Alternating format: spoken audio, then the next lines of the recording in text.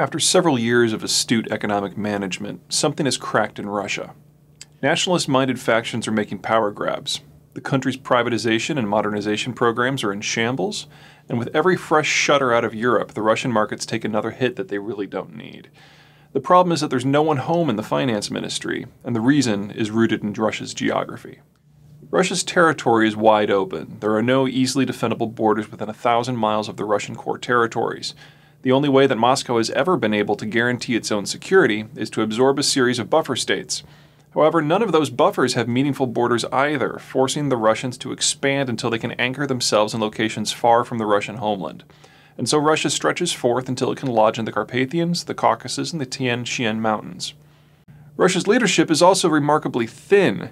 Rather than having a thick cadre of trained and aware bureaucrats and political leaders, as your average democracy generates, the top tier of Russia's government draws its personnel from only the very top of a single echelon.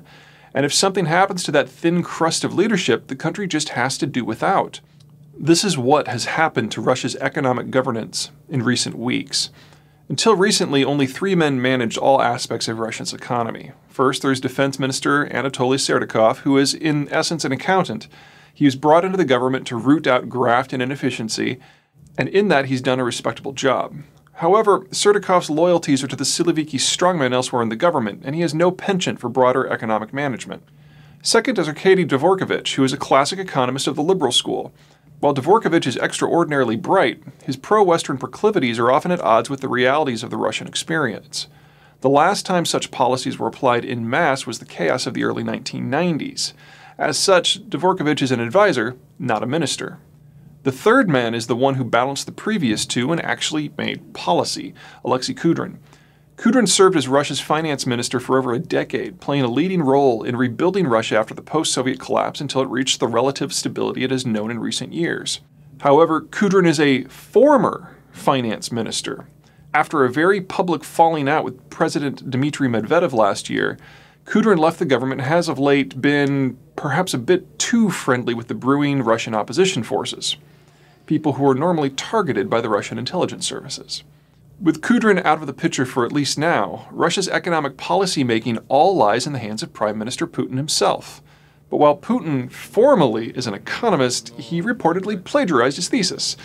The result is economic policy that is at best inconsistent and can be best to be understood as listing and rudderless. With the Russian privatization scheme collapsed and Europocalypse beckoning, Russia really needs someone in charge who can do the math. But while Putin's economic credentials may be suspect, and the competition on his time massive, he is an intelligence professional at heart and he knows how to purge. This week, Putin made it clear that the entire government will face a radical readjustment after presidential elections are completed in March. After that, Putin can get back to the business of gleaning through Russia's thin stack of would-be ministers for a new economist.